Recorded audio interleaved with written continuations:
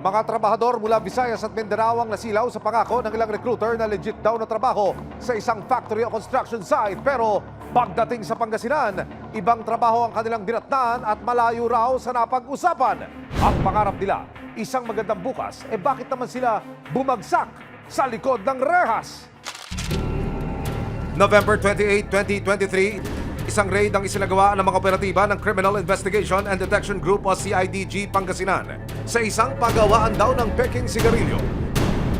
Arestado ang mga dayuhang may-ari pati na ang mahigit 100 trabahador nito. Ang masaklap, hindi naman daw ito ang trabahong inoohan ng mga nahuling empleyado. Agad silang dinala sa custodial facility ng Balongao District Jail sa Pangasinan. 41 sa mga trabahador na galing pang Masbate, napasok lang daw sa pabrika nang ma-recruit sila ng isang tao. Pero teka, wala naman daw sa job offer ang halos kalahating taon sa kulungan, Mr. Recruiter. Kuya ko yung na-recruit na para magtrabaho ng construction. Ang sabi po nung recruiter sa kanya ay sa pabrika po ng plastic at saka wala pong problema doon sa pinasukan nila kasi libre po lahat. Pagkain, 500 per day. Ang mga trabahador na naaresto sa construction at pagawaan ng plastic daw ang sinang-ayunang trabaho. Pero pagdating sa lugar, pagawaan daw pala ng sigarilyo ang kanilang bagong workplace. Pag napunta na kami dito sa Pangasinan, yung padok na kami, hindi na kami lalabas. Gali pabrika gali sa sigarilyo na. Naisip ko nga, maayos naman kay malaki naman sahod, libre naman tanan. Nang makarating sa pabrika, nagulat daw sila nang malaman ang trabahong pinasok nila. At nang maranasan ang mahigpit na pamamalakad sa loob nito. Eh, higpit na nasa loob. Kapag gada pag obra na sa doon lang kayo, makain na kami. Hindi naman kami kaanok. Mga trabahador mula sa iba't ibang probinsya kinagat ang appealing offer ng mga nagpakilalang recruiter sa kanilang lugar. Nang mapadala na nila ang mga trabahador sa Pangasinan, sa isang iligal na pagawaan daw pala ng sigarilyo ang kanilang bagsak. Nadamay pa ang mahigit 100 magagawa sa isinagawang raid ng kapulisan Nobyembre ng nakaraang taon. Kaya nitong May 23, 2024, dumulog sa resibo ang pamilya ng ilan sa mga nakulong na trabahador. Ireklamo ko yung unang-una po, yung mga nag-recruit sa kanila na ang usapan po kasi ng recruit na construction. Pagdating po sa Pangasinan, pagawaan po pala ng mga sigarilyo. Sigaw ng pamilya ng mga nakulong, makapiling na sana nila ang mga wala raw kamalay-malay nilang makal sa buhay. Sa mahigit 100 trabahador na nakakulong simula Nobyembre ng nakaraang taon, 6 na po lang ang napiyansakan ng may-ari ng pabrika. Nakapanayam ko rin ang ilan sa mga nakalaya na mula sa kulungan. Isa-isa po kayong pinalabas. Nung nasa labas na po kami, nagkukwentuhan na kami ng mga kasama namin, makakauwi na tayo, na-rescue na tayo. Yung masakit lang talaga, sir, yung hindi namin matanggap, no? Bakit po kami yung ikinulong? Isa ang kapatid ni Alvin, hindi niya tunay na pangalan, sa mga hindi pinalad na makalabas ng kulungan. Kinailangan pa niyang mangutang para makarating ng Maynila at mapuntahan ang kapatid. Ginawa ko po, nangutang po muna ako. Nung nakalikob na ako ng halagang 15K, tsaka na po ako lumuwas. Kaso nung pagpunta ko, ang natitira na lang 41 kasi nakalabas na po yung 61. Naloko na! Nakulong pa! Ang panawagan ng mga kaanak.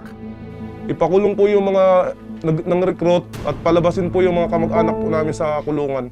Pebrero nitong taon, pinyansakan ng kumpanya ang karamihan sa mga nakulong at ngayong Mayo, mayroon daw ulit mapipiyansakan. Kabilang dito ang kapatid ni Alvin.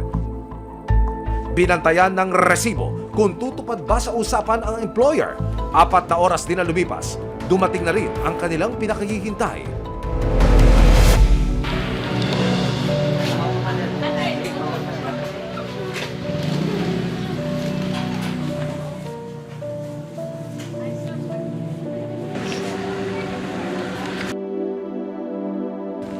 Kasama ang resibo, agad na nagtungo sina Alvin sa RTC para kunin ang release order. At noong May 27, 2024 naman, nakapagpiyansa na rin ang 8 pang trabahador sa tulong ng kanilang dayuhang employer. Masaya, ma'am, at saka gusto ko pong ipakulong po talaga yung nag-recruit po sa kanila. Sobrang happy po, ma'am. Sa totoo lang. hindi talaga ma-explain yung ano ko ngayon, yung happiness ko. Kasi makakalabas na talaga yung asawa ko. Titindig ka. Yes, tulungan tayo. Kahit anong pambabanta nila, papakulong natin sila. Para sa mga natira pa sa kulungan, nangako ang employer na sasagutin din daw nila ang piyansa ng mga ito. Aantayin ko pa rin po yung sinabi sa akin at pinangako sa akin ng attorney na pag nakapasa po ako ng release order. Mahigit 100 trabahador ang naaresto ng marid ang pinagtatrabahuhan na paggawaan di umano ng mga peking sigarilyo. At ang nagdala sa kanila rito, mga nagpakilalang recruiter sa kanilang probinsya. Sa inyo, contraction daw ang trabaho namin. Kasi pala, sigarilyoan, di na kami kalabas-labas. Yung kaso po ng mga kapatid po namin na nakakulong hanggang ngayon na pinapangakuan po na bibigyan ng pampiyansa na umabot na po ang pangako nila sa 4 na buwan po. Ngayong Mayo, dumating na rin ang kanilang pinakahihintay.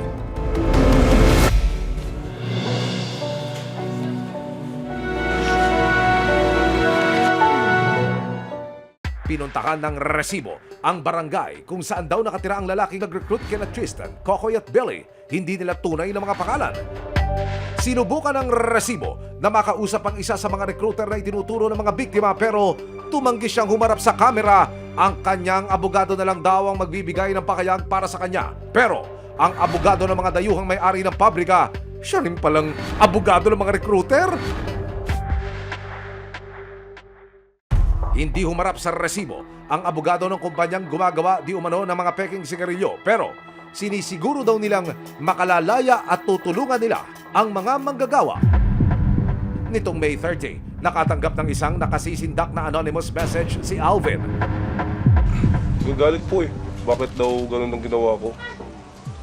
Tapos hindi ko raw siya kaya. Bakit daw nagpa-video pa ako? At sinabi niya kung ako lang hindi ko raw po siya kaya. Madali na daw po akong hanapin pagka ginusto niya.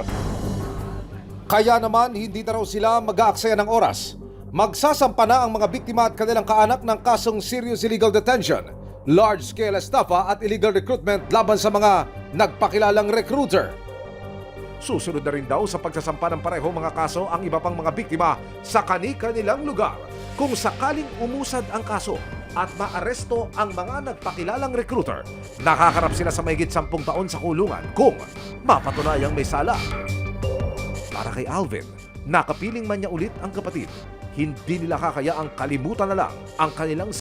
Maraming salamat sa panonood, mga kapuso. Para masundan ang mga reklamong nasolusyonan ng resibo, mag-subscribe lamang sa GMA Public Affairs YouTube channel